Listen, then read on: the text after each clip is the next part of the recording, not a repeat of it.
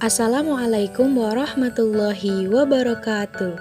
Kembali lagi nih di Storyboard mengenai materi ekosistem. Hai, perkenalkan saya Listian Oktami dengan NIM 06091381924070 kelas Palembang.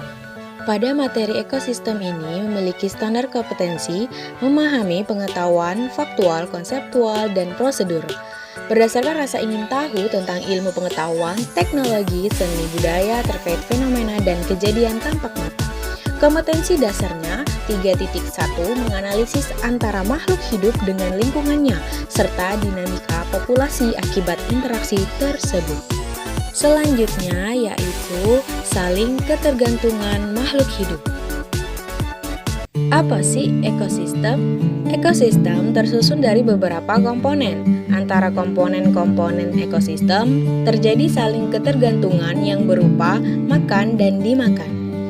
Dalam ekosistem ini, bentuk persekutuan hidup, makhluk hidup tergantung pada lingkungannya, baik lingkungan abiotik dan biotik.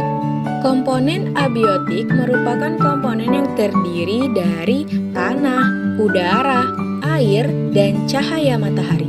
Sedangkan komponen biotik adalah komponen yang terjadi hubungan timbal balik yang dapat menguntungkan maupun merugikan satu sama lain. Hal ini seperti tumbuhan berperan sebagai produsen, hewan dan manusia menjadi konsumen, dan mikroorganisme berperan sebagai dekomposer untuk menguraikan bahan-bahan organik yang berasal dari makhluk hidup yang telah mati. Komponennya yaitu produsen, konsumen, dan dekomposer. Selanjutnya, apa sih beda komponen autotrof dan heterotrof? Mari kita bahas. Autotrof memperoleh energi dan nutrisi dengan memanfaatkan sinar matahari melalui fotosintesis, atau yang lebih jarang memperoleh energi kimia melalui oksidasi untuk membuat zat organik dari zat anorganik. Lalu heterotrof bergantung baik secara langsung dan tidak langsung pada autotrof untuk nutrisi.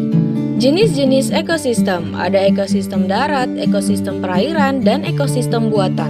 Ketiga ekosistem ini memiliki peran dan perbedaan masing-masing.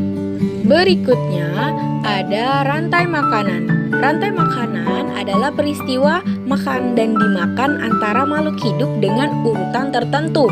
Dalam rantai makanan ada makhluk hidup yang berperan sebagai produsen, konsumen, dan dekomposer. Tadi lihat ya anak-anak, pada gambar di samping itu ada produsen, konsumen 1, konsumen 2, konsumen 3, dan dekomposer atau pengurai. Berikutnya yaitu jaring-jaring makanan. Jaring-jaring makanan yaitu sekumpulan rantai makanan yang saling berhubungan. Hal ini bisa terjadi karena produsen tidak hanya dimakan oleh satu jenis konsumen, dan sebaliknya konsumen tidak hanya tergantung dari satu macam produsen. Seperti halnya gambar di samping ini, bisa anak-anak lihat ya. Ada lagi nih selanjutnya, piramida ekologi. Agar jaring makanan dalam jaring kehidupan dapat berlanjut, maka massa produsen harus lebih banyak dari massa konsumen 1. Massa konsumen 1 harus lebih banyak dari massa konsumen 2, dan seterusnya. Bila digambarkan, maka akan terbentuk piramida makanan. Jadi, piramida ekologi adalah peristiwa makan dan dimakan yang tersusun berdasarkan massa organisme.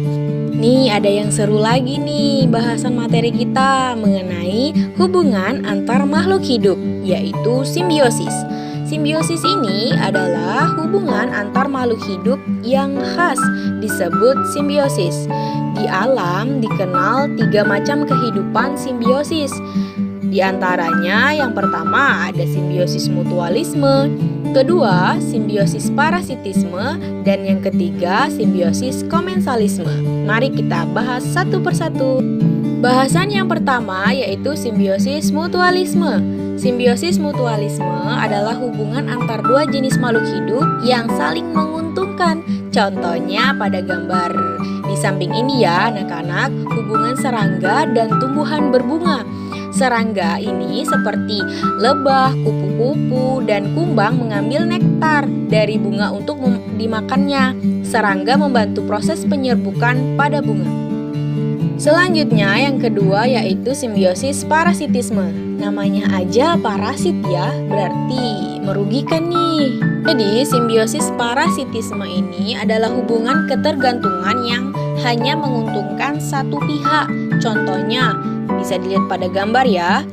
Tumbuhan benalu yang menempel pada inangnya. Benalu memperoleh makanan dari pohon yang ditempelinya, dan ini merugikan bagi si pohon. Sangat merugikan bukan? Dan yang terakhir yaitu simbiosis komensalisme.